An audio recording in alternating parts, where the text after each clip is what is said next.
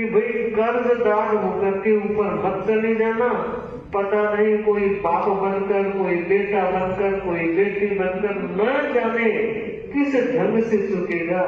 अरे बेटा बेटी बनकर चुकेगा तो फिर भी समझ आ गया, लेकिन इस तरह चुकाना होगा तो बहुत कठिनाई होगी।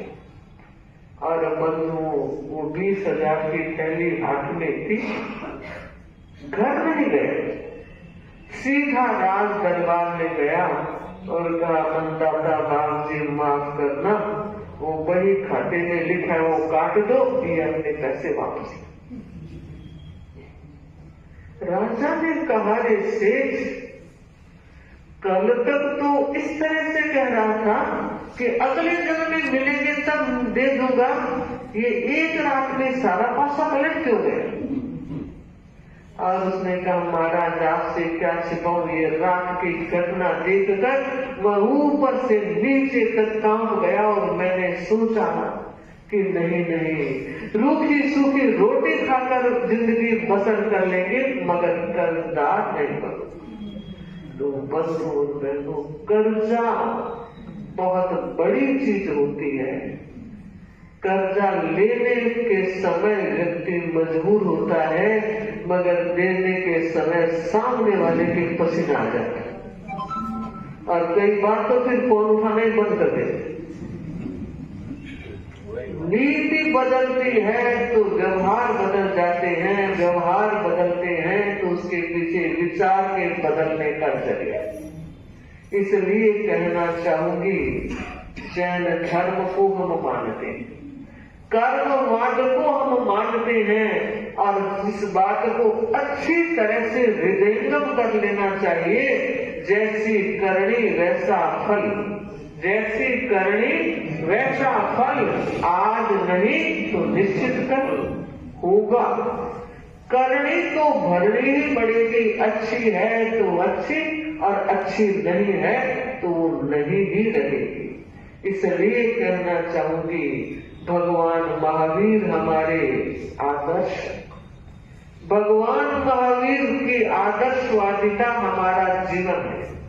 हमें देखना है हम किस तरह से भगवत वाणी को आत्मसात करने का प्रयत्न करते हैं।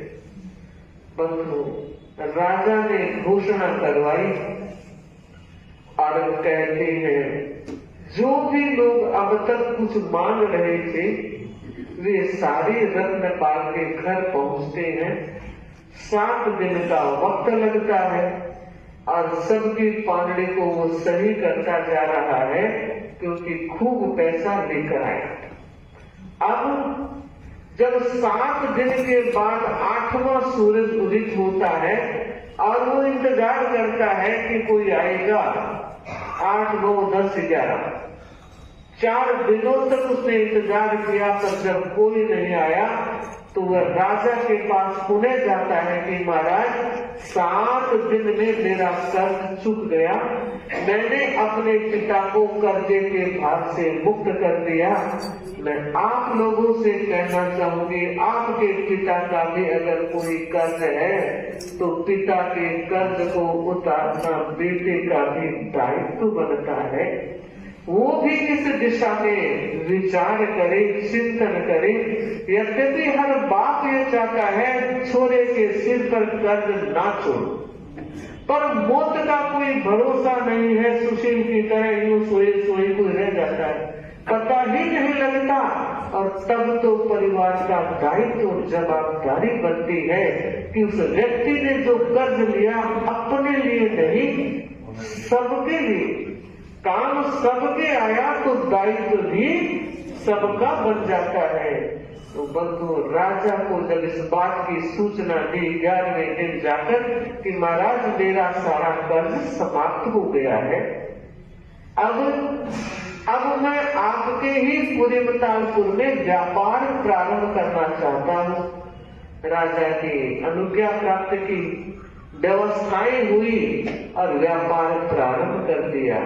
खूब था, फिर भी होने के बाद भी वाणी को तसल्ली का खूब अच्छी मौसम हो, सीजन अच्छी चले, उसके बाद भी घर तो नहीं बैठता।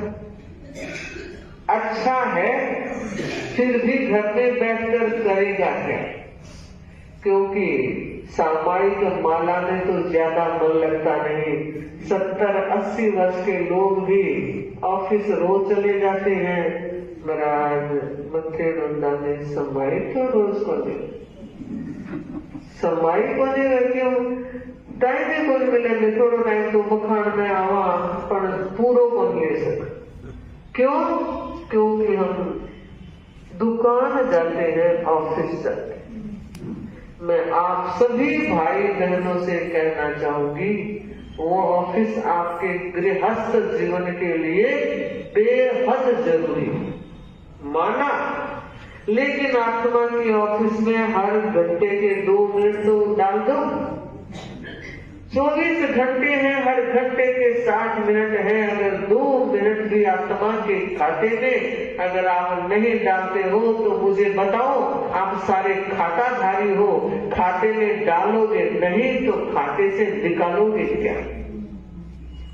जरूरत है इस और चिंतन करने की जरूरत है। और चिंतन जब सीरियसली होगा तो निश्चित रूप से 2 मिनट हर घंटे के आप निकालने का प्रयास करेंगे। एक बार प्रयत्न हो गया तो फिर वो गाड़ी लाइन पे आ जाती है। उसके बाद तो उसके मन में आता है आज समाई नहीं हुई, बेचैनी होने लगती है कि आज सब कुछ किया समाई नहीं हुई। अरे सब कुछ हो जाता है, ये समाई छूटती है कहीं। अरे सब कुछ हो जाता है, ये समाई छूटती है कहीं। बाहर गए, थोड़ा सा ब्रेक लिया और शुरू ही नहीं होती है। बाकी खाना, धोना, नहाना, ऑफिस जाना, इसमें तो कहीं कटौती नहीं। अगर कटौती होती है तो धर्माचरण में होती है। इसलिए ध्यान देना है। चौमासे ने बहुत सुना है, समझा है, अब पचाने का वक्त है। ओम